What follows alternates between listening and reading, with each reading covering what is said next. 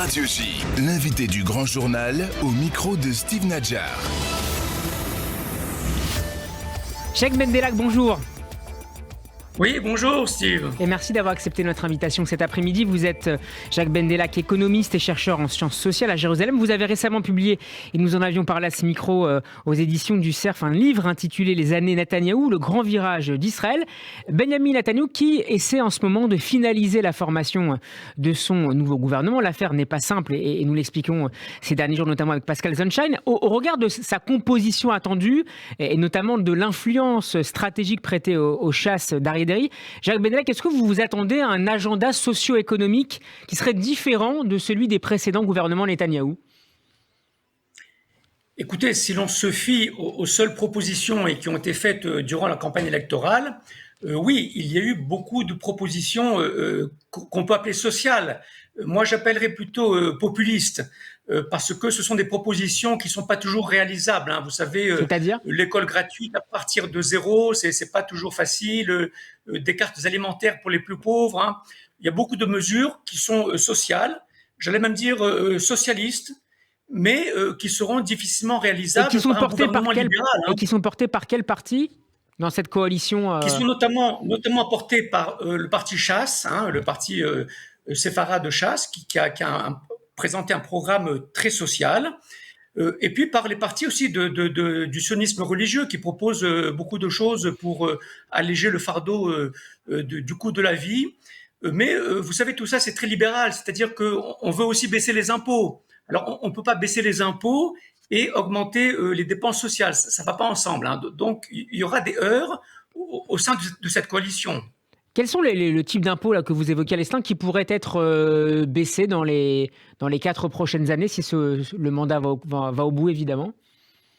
Netanyahou les a annoncés très rapidement. C'est une baisse de l'impôt sur les revenus des particuliers et l'impôt sur les sociétés, comme le font généralement les régimes libéraux, mais aussi une baisse des taxes indirectes qui ont été introduites cette dernière année, notamment les taxes sur les produits en plastique pour limiter leur consommation, des taxes sur les produits sucrés pour limiter les consommations. Donc il y a aussi certaines taxes indirectes qui vont diminuer. Donc, comment vous l'expliquez alors que c'est peut-être en contradiction avec certains engagements israéliens, notamment sur les questions écologiques, puisque c'était l'une des réformes importantes sur le plastique du gouvernement Lapid-Bennett et de son ministre de l'économie à l'époque, Lieberman ? Absolument. Vous savez, Israël est très en retard en ce qui concerne l'écologie et la croissance verte. Ce n'est vraiment pas dans les préoccupations des politiciens israéliens ces dernières années, et ça ne le sera pas non plus, malheureusement, pour les 4 prochaines années. Il faut le craindre. Est-ce qu'il y a des lobbies qui poussent, notamment pour la remise en place de l'abandon de ces taxes sur le plastique, notamment, ou pour ces taxes concernant les produits les plus gras ou les plus sucrés ? Oui, il n'y a pas vraiment des lobbies en Israël dans ce côté-là, surtout les partis politiques qui jouent là-dessus, les partis de la gauche. Vous savez, on n'a pas de parti écologique en Israël très important. On a un ministère de l'environnement, mais on n'a pas de parti écologique ou de lobby écologique de ce point de vue-là. Et donc, c'est pour ça que ces questions-là sont toujours au dernier rang des priorités politiques. Et dans un gouvernement qui se veut libéral, je crains encore une fois que ces questions-là ne soient pas à la une des priorités du gouvernement.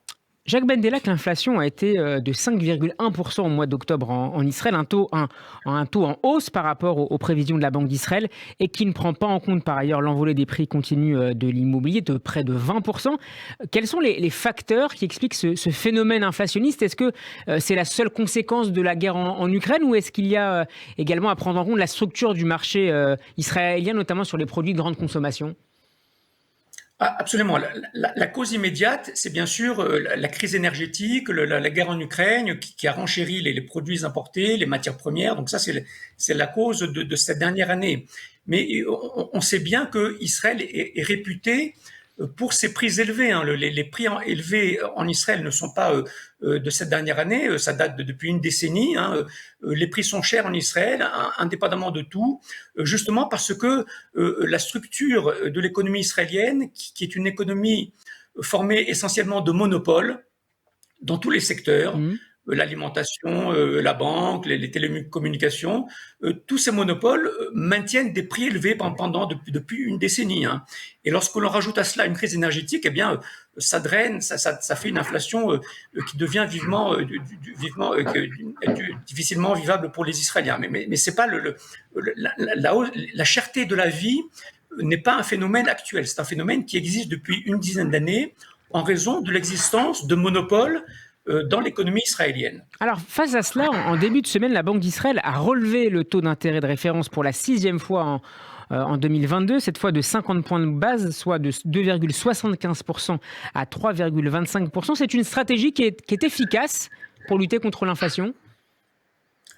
Oui, j'allais dire qu'à l'heure actuelle, notamment dans un contexte de crise politique et de gouvernement, hein, qui se remplace tous les ans, c'est le seul instrument que le pays a pour lutter contre l'inflation. C'est de renchérir le prix de l'argent pour que les Israéliens, justement, achètent moins, consomment moins, dépensent moins. Et notamment parce que cette inflation, ou en tout cas la cherté de la vie, elle est aussi due au fait que les Israéliens achètent beaucoup, même quand c'est cher, hein. Notamment à crédit. Et donc, absolument. Alors, la Banque d'Israël essaie justement de renchérir le crédit en augmentant le taux d'intérêt pour que l'Israélien freine sa consommation. Et aujourd'hui, c'est un petit peu le seul instrument que l'on a pour lutter contre cette vie chère qui provient, on l'a dit, de l'augmentation des matières premières et de la guerre en Ukraine. Et le gouverneur de la Banque centrale israélienne, justement, Amir Yaron, a ajouté que ce resserrement allait se poursuivre dans les mois à venir. Une dernière question sur un phénomène qui fait visiblement beaucoup de bruit. Vous allez nous le confirmer peut-être, Jacques Bendelak. Le développement des activités du groupe Carrefour en Israël, qui fait, semble-t-il, l'objet d'une grande attention chez les consommateurs israéliens. Qu'est-ce qui se passe concrètement? Est-ce qu'on s'attend à ce que le groupe français brade les prix? On s'y attend, mais ça ne se passera pas.